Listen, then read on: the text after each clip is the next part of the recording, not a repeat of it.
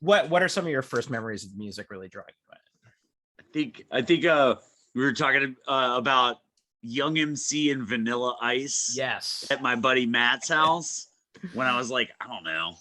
I mean, it was clearly it was the 90s because the video that came on next was Nirvana Smells Like Teen Spirit. That's right. Yeah. And I just was like, okay, this is different and exciting. Right. And Yeah. like I was like perked up and like didn't really know what to make of it, but I was intrigued. And then I have a very early memory of seeing Not a Surf's like premiere on 120 Minutes of Popular. And I just remember me and Ryan and a couple other friends were at the beach and we just watched that and we're just like, oh, dude, nailed it. Like that was so good. Amazing. And yeah, I loved that band. Still do. Yeah. I still do. do. And who exactly influenced you to pick up a guitar? Like just to start playing right off the bat? Let's blame it on Siamese Dream and You'd Prefer an Astronaut. I think those are the culprits. Nice. But those bands were those two sounds in particular and to this day are just go-tos. They haven't lost their luster or their shine, in my opinion. Yeah. One bit. bit. You know, an album's classic when it doesn't ever lose its kind of like you said, luster or shine. It's like it's every single time you listen to it, you're like hearing new things, or it's like the first time you heard it. It's so, dude, I am always happy when I play either of those records, you know? Yeah. What was your first model guitar? So it was an Ibanez acoustic, and I don't remember specifically what kind it was. It was just a regular 6-string. It wasn't anything special. Yeah. And then I remember my first electric guitar though, I still own, and that's a Fender Strat, and it's American Standard, and I modded it out and put like P90s in it, and I put some like Gibson hardware in it as well, nice. Just to make it awesome. Different a little bit. Like, but I love that guitar, and it's great for what I'm doing because I'm playing. I think as the band's kind of gone on, I play a lot more rhythm, so I like big, thick, chunky chords, and but I want to have some separation of the notes still. Yeah. So that guitar makes a really thick, good, heavy, distorted chord. Sound. Yeah. And who brought you into, like, how did Hopesfall start and happen? It was my buddy Ryan and I. Again, we both went to college after high school, and we played in bands before with our friend Chris Kincaid and Adam Morgan, and we were high schoolers, and we played together on and off on the weekends. A lot of the times we'd just get together and like make noise, honestly. Like sometimes not even with drums. We just make like giant feedback sound, like symphonies, because our buddy Chris, like his parents let him do whatever they wanted, and so it was good to have a friend like that. Noise. Yeah, because we could. His parents let you do whatever. Yeah, it was great. Like, you know, but like in college, we would drive home on the weekends because I think we all decided over like a Christmas break one year, Christmas '97, they were like, we should start a band, and so we did, and it was Hopesfall.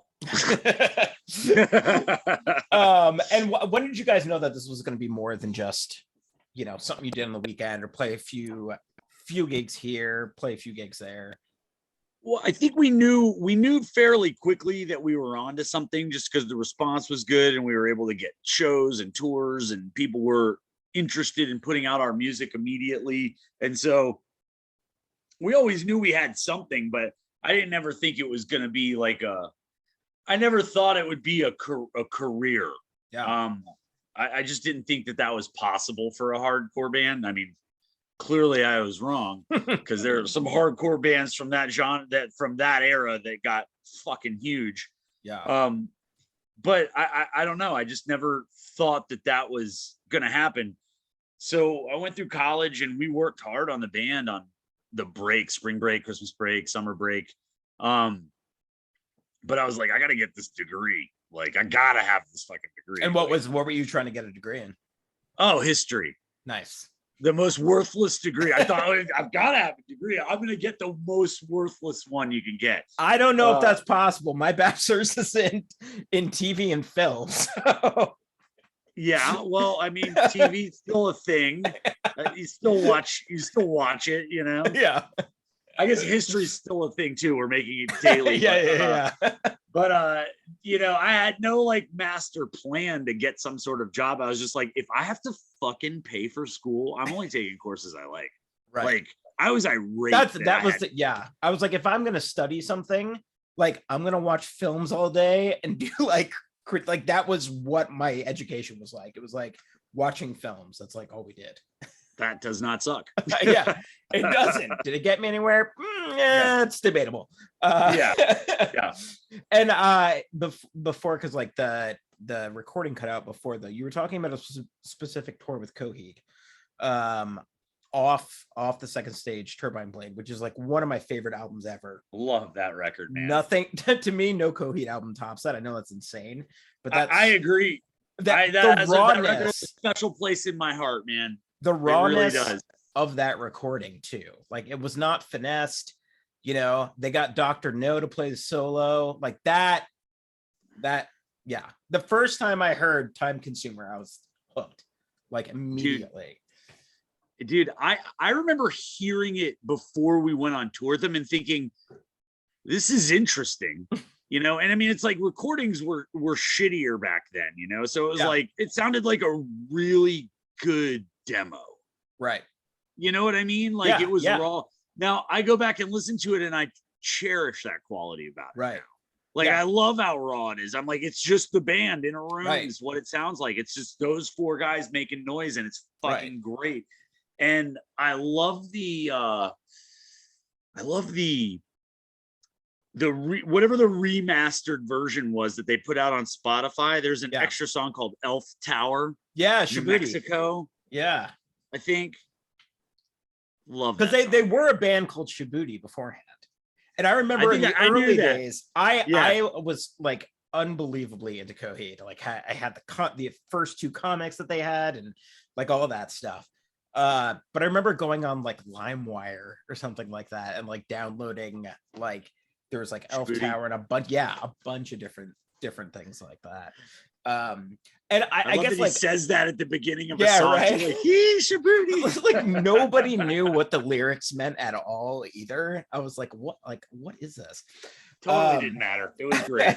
Yeah. So like what were the early days of touring like for you guys, just in terms of you know, was it stressful? Was it like exciting? What were some of the complications and some of the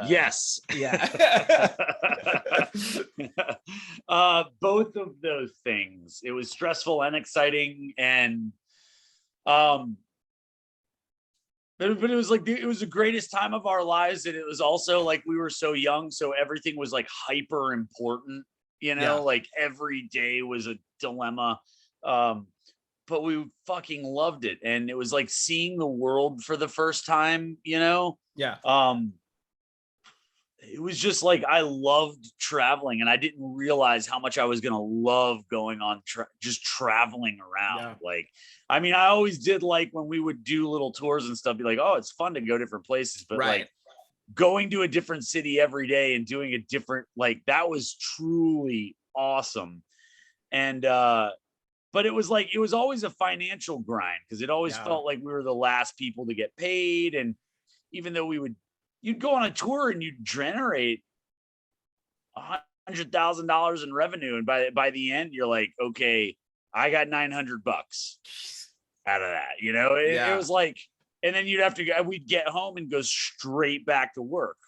And you have to forgive me because I've told all of these stories before about the early band, you know. No, it's all good, dude. But it's consistent. It's like I just remember I had a job at this like pizza place, and I would tell my boss like, hey Rick, I'm gonna be gone for like, I don't know, 2 months, and I'm gonna be back for like 11 days, and I need to work doubles every day, but then I'm gonna be gone for the next 50 days. And he was just like, God damn it, Josh. And but he let me do it because I was a hard worker, and he was like, dude, you come, you show up, you get the job done, you clean, and I was like, I need this job. Yeah. Like I'm working like I need the job. Yeah. That's how I got back from tour. Yeah. Every tour. Yeah. Yeah. And just, you did this for so long too. Like how many years did you guys do touring? We were a touring band for like, I mean, on and off, like in the early 2000s, we would tour during summer, spring break, winter break. Yeah. Right. But then like through 2007, that was our job. We were touring and recording band. Yeah. You so know? Something I've always been interested in is that like somehow word had spread in the very beginning that like you guys just kind of got slapped with like a Christian label, like not like a label to put your music out on, but just like, oh, Hopesfall is like a Christian band, like, and was that something that was like present for you guys? Was it like, we got this label and we just like get it off of us, or was there ever any type of intentionality in that? Oh yeah, no, I mean, like the very first record's a Christian sounding record, you know, and like the Frailty of Words definitely was, and that's where we felt. I mean, we were just coming out of high school, and like we all grew up in youth group together, and you know, we drank the Kool-Aid. That was our lives, you know, and then, you know, getting into college, like getting an education, and then starting to see the world, and then going on tour. It was like, okay, this isn't really representative of us anymore. And it was like, you know, we played Cornerstone Festival and we were on Take Hold that had a lot of Christian bands. But, you know, I think pretty quickly we were like, not that we're sad about the record we put out and everything, but we're just like, that doesn't represent us anymore. But we're not changing our band name. right. Yeah. Because when did that shift kind of happen? Was it No Wings to Speak Of, or when Satellite Years happened? Or yeah, it was like that. No Wings was, we were starting to kind of go that way, you know, and then by Satellite Years, we were definitely like, okay, we are not a Christian band, and we will actively tell people like that is not a label that we want to be associated with. Right. Yeah. Well, which did that influence any of your decision kind of to not take a tooth and nail deal and maybe go to Trustkill? Yeah, I mean, that was part of it. They offered us like a 5 record deal. Yeah. I mean, at that age, we were just like, that's just way too many. We were like, no way. Trustkill was offering a 3 record deal, and it seemed pretty fair. And it was Trustkill, you know, and we were like, okay, well, we're definitely not a Christian band on the label with upside down crosses, you know? Right. Like, so like, yeah, that played a factor in it for sure. Yeah. Well, we also, I mean, Trustkill was they had Poison the Well and 18 Visions and lots of good bands and Terror, and like, we were fucking stoked to be on that label. Yeah. So I'm trying to think here. Kind of back to touring stuff, like what kind of, I guess, like physical and even like mental toll would it take on you to be out on the road for so long? Well, at the time, I didn't realize what a physical and mental toll it was taking on me. You know, it was all brand new. The financial stress took a large toll, and like my relationship fell apart at the time, kind of due to touring, and so I wasn't in the greatest, healthiest headspace, but at the same time, I was having the time of my life, you know? And it's like, I grew up, and I mean, I suffered from depression. I've been on fucking SSRIs my whole life, you know? Like, so it was like, it was an unhealthy environment in so many ways, and yet it's the best thing that ever happened to me. Yeah.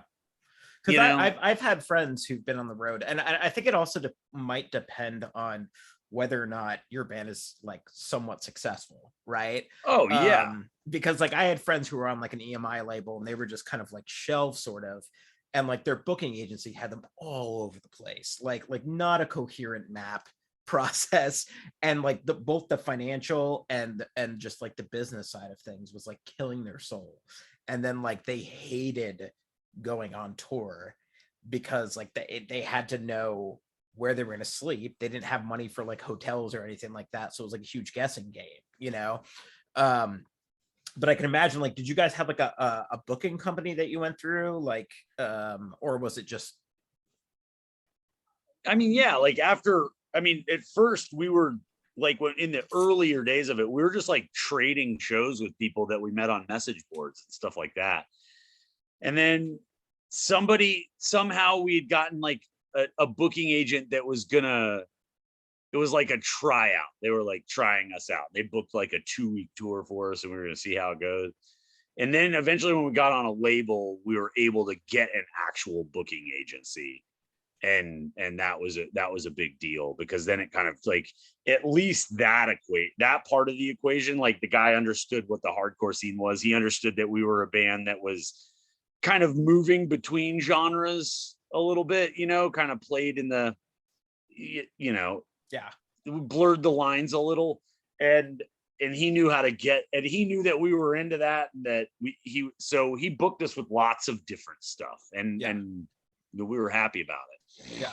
So Satellite Years obviously is a pretty influential album for like, I think a lot of people, like including myself. I think the first time I heard that was I was sitting in a friend's car. I think I was like a freshman in college, and his cousin was in a band called Still Remains, and he had given him like the Satellite Years, and I heard it.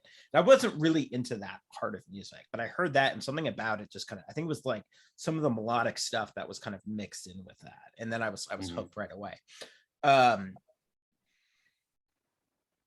I really like A-Types, like that. Like I remember writing me too an article. I remember writing an article for a zine that I was like a part of at the time, and it was just like the headline was like A plus for A-Types.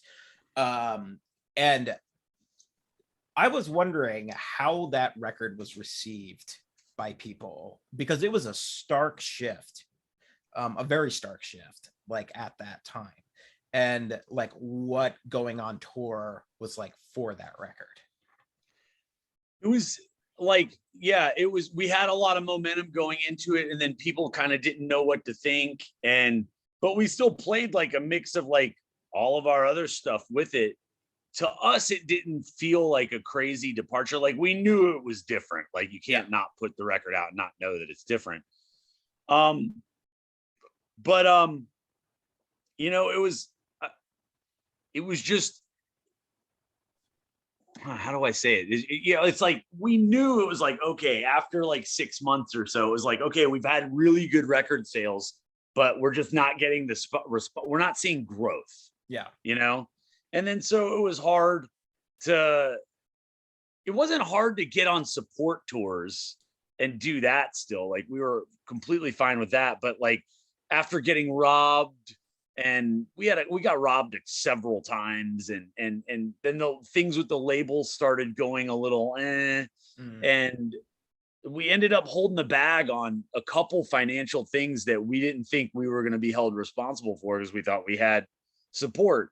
And so we were just getting in debt and in debt and further in debt. And so that really, even though I had so much fun making that record, and I'm so nostalgic about some of the tours, like going to Europe and, you know, South America and playing that stuff. Yeah, you guys are freaking huge in Brazil.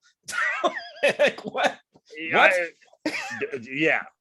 We didn't, well, I mean, we were like, wow, this is great, you know? It just, I don't know, it was a strange time, but like, we knew we wanted to make another record. And there was lots of shifts around that record, and there was shifts around in between going into Magnetic North as well. But I don't know. We were just we had new members and we were feeling ourselves out. And our drummer left the band 5 days before we went to the studio. And that changed the vibe of it dramatically. Sure. It changed the vibe of the songs pretty dramatically. Because if you heard the 8 of the 10 songs on A-Types going in the studio with Morgan playing them versus the guy that did Adam Baker, they had totally different takes on it. Right. And, you know, looking back, we put Baker into a hard place being like, all right, 5 days until we go record this album. You got to learn these songs. That's a tough thing to do to someone. Oh yeah. You know, that's crazy. Yeah. Yeah. I mean, we thought he was a really talented drummer and thought that would be fine, but we should have had Morgan come up to the studio and play on it. And I didn't even remember that, but it was much later on that Adam reminded me that Morgan, that was actually originally a plan. And I thought, wait, you know, it's like Baker's going to be the one touring on this record. We should let him have his crack at it, you know? And I was like, man, that changed the vibe pretty dramatically. Yeah. Didn't Adam jump in on tours every once in a while after that? Yeah. Yes. He played bass for us so Baker played bass for us on the Satellite Years before he became the drummer. You know, he toured with us for like 4 months. He wasn't on the Satellite Years record, but he did touring bass for us. And then Adam Morgan filled in. He went to Brazil with us. He filled in after he left the band. But then we ended up getting a different drummer for Magnetic North.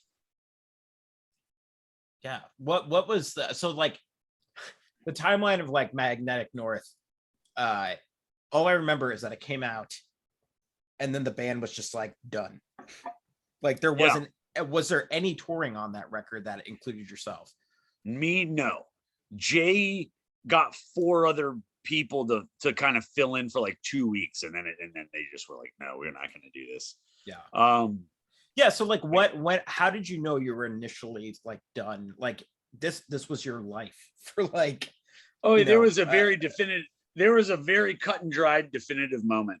And like, I remember it like it was yesterday. It was like, Jay called me, Forrest, and was like, not that they'd been hiding it from me, but they knew I wasn't going to take it well. And the label decided that my favorite song did not make the record. Oh, yes. Okay. Yeah. So Saskatchewan. Yeah. And I really felt like it was the linchpin of the record, and that it was like a very important piece of music in the scheme of the whole thing. The label's like, nobody wants like a 14-song record. And I was like, I don't fucking care. It's my band. Right. I want a 14-song fucking record. And they were like, yeah, nah. And I was like, okay, thanks. Bye. Like, that's it. Like, I didn't put all of this time and effort into this to have someone else tell me what song could and could not be on the record. I was like, I cannot abide. Right. The Josh this line abide. In the Gresham, this line in the stand, you shall not cross. Does not stand. Yeah. Oh, will yeah. Stand, that's super interesting, because I think there was a lot of speculation about what had happened. That's exactly what happened. Yeah. So that's actually really cool to know. Because it's very principled, right? And it's very like, yeah, because I know that it was huge that some songs were taken off without apparently your guys' knowledge too when it was put out. Part of the band knew that it was like they didn't tell us for a while, and they're like, by the way, when this comes out of pressing, it's going to be short a song so it can fit on. I don't know why. I don't remember the reason why. Yeah. But I do remember I was like, well, why didn't they take this other song off instead? And it was like one of the guys at the label, that's his favorite song on the record. I was just like, you fucking kidding me? Yeah. Like, seriously, who gives a fuck? Yeah. You know, that was it. I was done. But it's like, I was sticking around because it was like, I felt like we needed to make this piece of music that like, I knew in my heart that like, this was it. I think I did know that, but I had to see it through and finish it. Right. And then that happened. And I was like, you know what? I don't have to see it through anymore. Like, I'm done. Goodbye. And then at that point, like, I would assume that Jay going on with like 4 people who weren't even like like he was the only connection to that. Mm-hmm. That at that point, it's kind of like, well, what do you do? Like, do I keep going in this one direction, or do I go, I was just like, off yeah, of well, my say own? la vie, dude. Like, enjoy. I'm out. Was that a hard? Well, I mean, you said it was pretty cut and dry, but Yeah. I mean, was it a hard decision? No, it was immediate. Like, are you serious? That's what it is. I'm definitively done. They made up my mind for me. Yeah. Well, what was that? What is it like then from doing this for so long? And then like trying to it's almost like being in the military and then transitioning back into civilian life. Like, that's exactly how I described it. Yeah. To people was like being dishonorably discharged. Right. And then now it's like, you're not important. You're just a fucking civilian. And yeah, because the band was at this point, I mean, it was my identity, and I was wrestling with whether or not it was still worth it to be doing it. Like, is this, because the way we were doing it was not a lifestyle that was sustainable, Yeah. And so I just said, okay, I quit, and I'll never do that again. I'll never be in a band again. Like, I sold my gear. I went and worked 2 jobs for like 7 days a week, like saved up a bunch of money. I was trying to join the Peace Corps. I went back on tour on Warped Tour and sold merch for like 5 weeks for BYO Records, interestingly enough. And nice. Like, I was done. After that tour, I went backpacking through Europe for a couple months just by myself, just like until I ran out of money. I was like, I'll come home and I'll figure it out. Like, I'll move or something. But yeah, I was just was that when it was that like a feeling of, I mean, that could be an exciting feeling, but I'm also thinking it could be like a very like depressing feeling of like, what the fuck do I do now? Like, who am I? Where am I going? Like, or was it more like an exciting thing for you? Well, it was a mix of both, because it's like, okay, I'm divorcing myself from this identity, but I'm not ready to be like a real responsible adult, and I'm going to figure out how to not be a real responsible adult for a while. I'm going to go and do things that I want to do that, like, you can't be in a band and go do. Like, I'm going to go do things on my own. Yeah. And I was just like, this can't be the thing that defines me. Yeah. So you said you quit, and then obviously, more music was made. Arbiter was put out in 2018, right?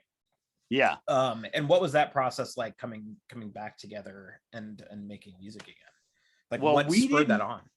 A lot of that music was made not as Hopesfall. Like, we were done, but like, we still wanted to, like, I got back, and a couple of years later, it was like, some of the guys were like, oh, we should jam. It's fun.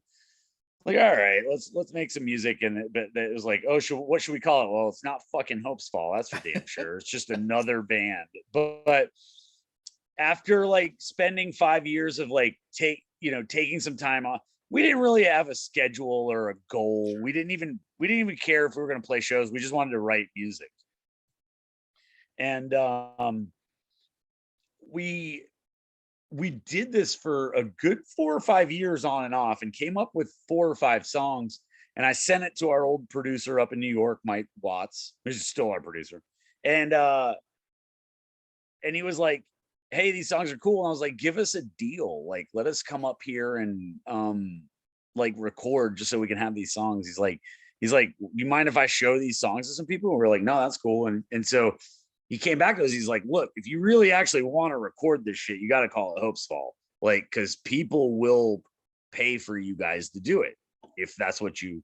And we were just like, we really deliberated for a long time and weren't going to do it. And eventually decided it was just like, okay, well, it's just the only reason we're not going to do it is out of pride. It's like, do I want pride to get in the way of the opportunity to record music? And eventually I was just like, no, I don't. And, you know, once I kind of turned that corner, I worked to convince everybody else of the same thing. And were you part of the contrails? Yes.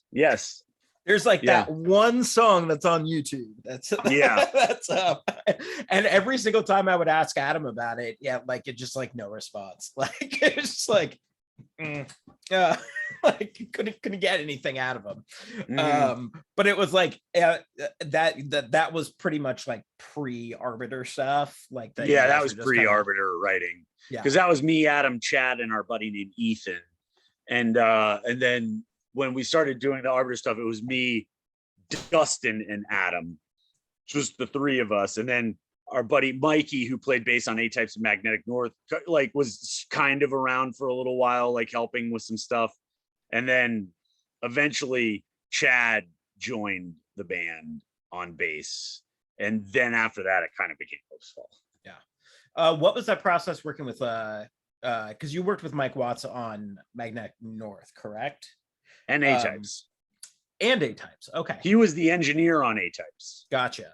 Okay. It was his studio we recorded at with a different producer, but he was a huge part of it. Okay. And we loved him. I mean, to me, it was like a great marriage between like Satellite Years and Magnetic North. Like it was just sonically, it was awesome, you know, like hard edge to it in a lot of ways. Did you expect the response that you guys got? No, definitely not. We didn't think that people, I mean, we thought, oh, there's going to be some hardcore fans that are cool that are like, oh dude, another record. But like, we didn't think people would like really be like, this is like Satellite Years Part 2 or this or that, you know. I don't know. We did not expect the response to be so positive. When we were not that we didn't like the music ourselves. Yeah. We just, you know, we thought we were dead and buried.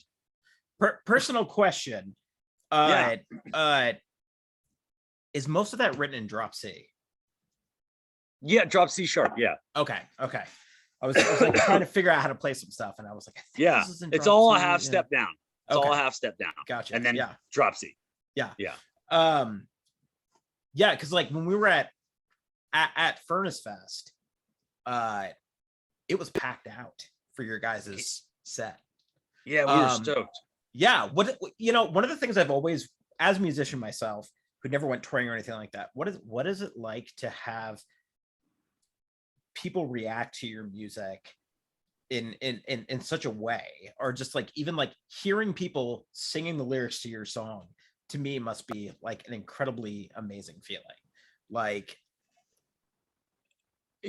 I don't know, I'm oddly detached when we play.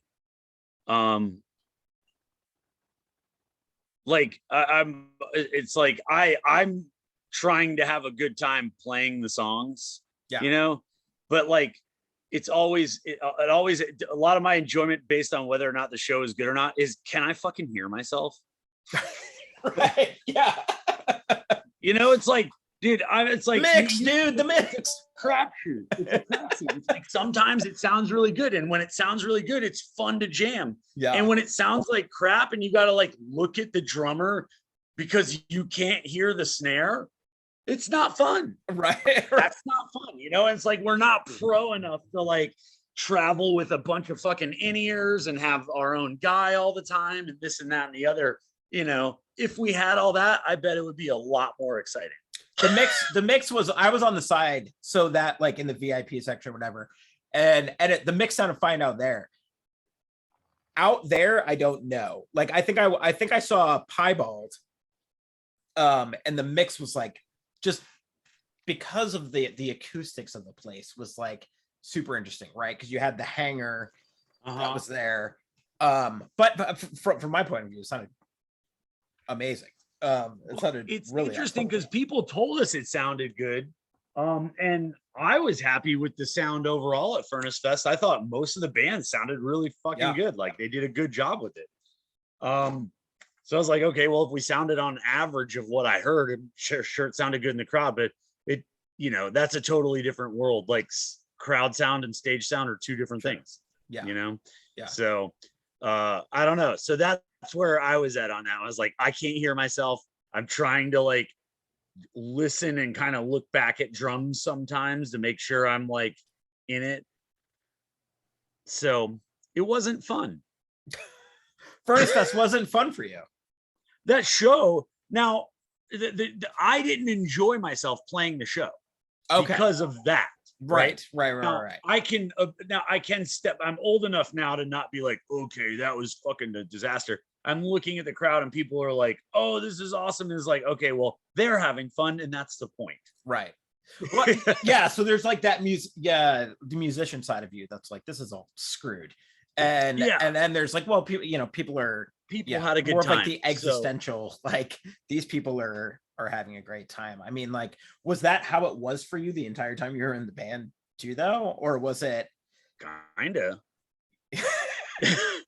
It's such a musician thing. That's yeah, kinda. Yeah, it's like, if this sounds like shit, I'm not having fun. It's like, I didn't fucking do this to sound like shit. Right. I hate that. I fucking hate it. Kills me. So right now, I think you guys are playing a show coming up soon, with Stretch Armstrong, and Advent. Yeah. Do you guys have any more plans at all to play shows? We have another show booked in October for this thing called First in Flight Fest in North Carolina. And they're getting a lot of old North Carolina, like hardcore and punk bands over the last 20 years together in Greensboro, at a pretty cool venue. So we're gonna play that one in, I think it's October 6th. Cool. So yeah, and then just like, I guess right now, what are you passionate about? Like, what inspires you? I know you have a business. If you just kind of want to like talk about that as well. I mean, that's pretty much my life at this point, is that I teach this thing called foundation training. And we talked about it a little bit at the fest, but that's, I mean, I'm fully invested in that.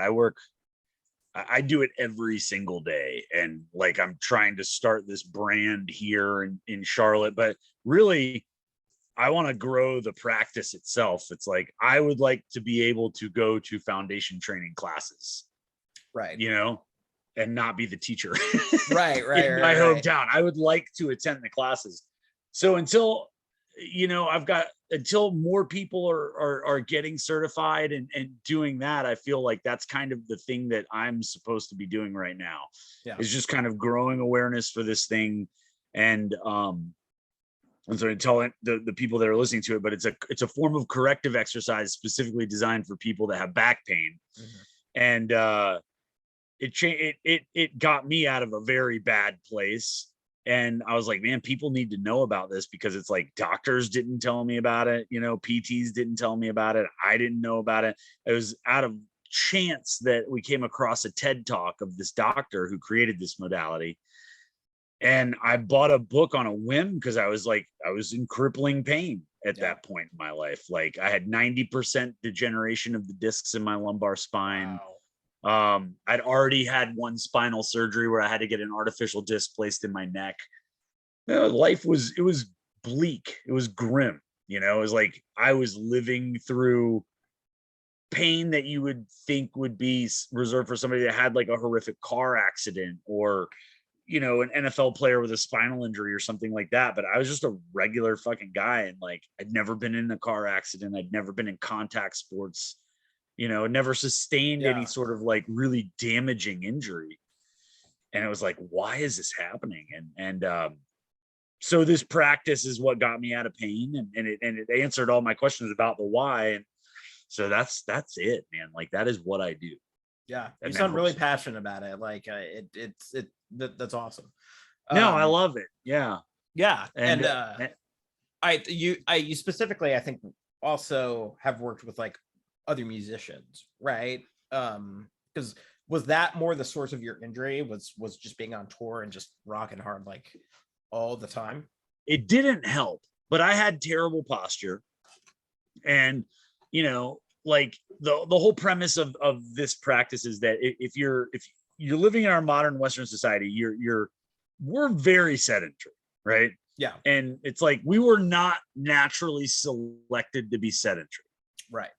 Right. Yeah. Like from like Australopithecus to like the agricultural revolution, those like 100,000 generations of creatures that eventually got up to Homo sapien level. Like you were a nomad, you were a hunter gatherer. It was only the agricultural revolution that made us more sedentary. Right. And then, right, since then, since like that, what, like 10,000 years ago, we've had another 350 generations, maybe 400 generations of humans. And in that time period, we've dramatically altered the environment. And I'm not saying this from a, we're killing the planet, right? It's like, we didn't have cars, we didn't have cell phones, we didn't have shoes. Right. We didn't have, sort of perfect sleepers and lazy boys. And right. If you couldn't move, you were a meal. Yeah, exactly. You're dead. Right. And if you think about it, we're the only species besides our pets that is a mobile species that loses the ability to move and continues to live for another 30, 40 years. That is not natural. Right. Right. So our movement in general, we were naturally selected to be good movers. Right. And eventually, just through chance and natural selection, I guess, like we developed these large brains, and then we became the dominant species, not because we were the most vicious creatures, but because we were the smartest. Yeah. And we were able to become the alpha species in every environment that we enter. And what I think the environment.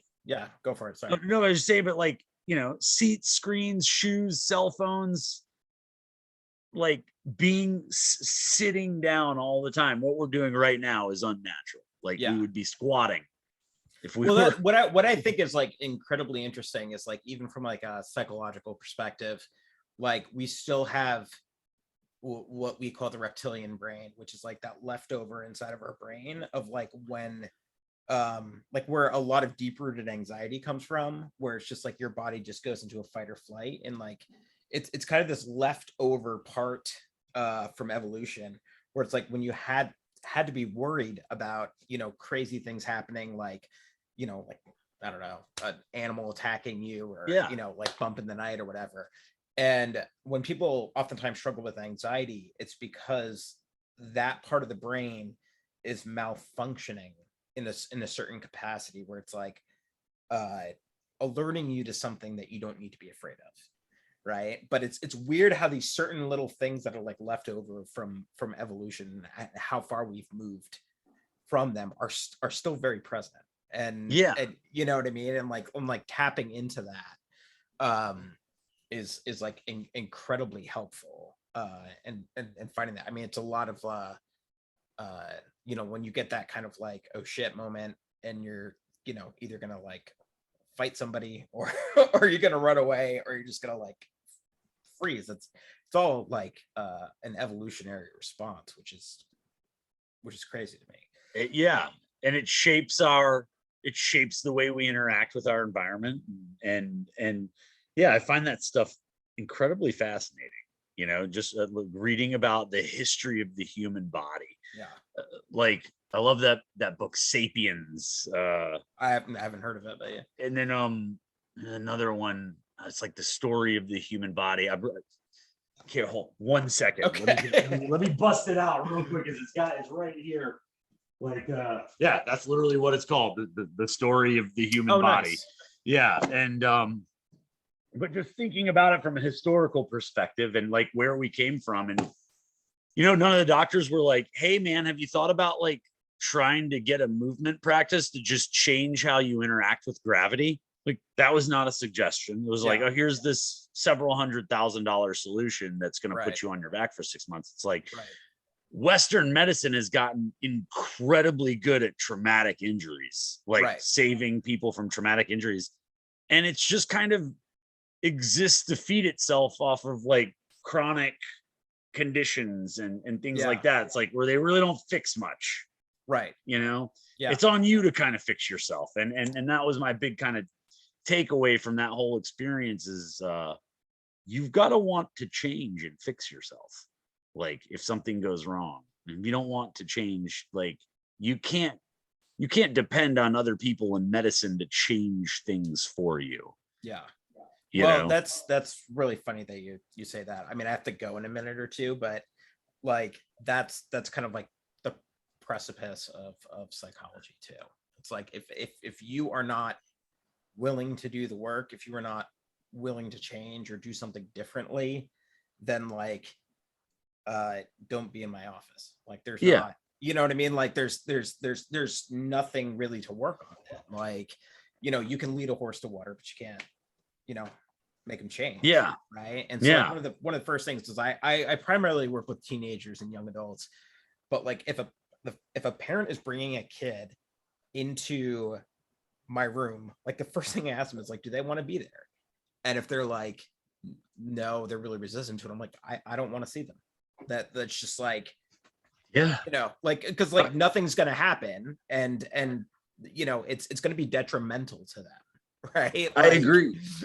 So I'm the same way. It's like I don't want to work with people that it's like their spouse bought them like, right. Hey, I got you this corrective exercise. It's like, if you don't want to do this, you're wasting both of our time. You're wasting our time, you're wasting our money, like, you know, that type of stuff.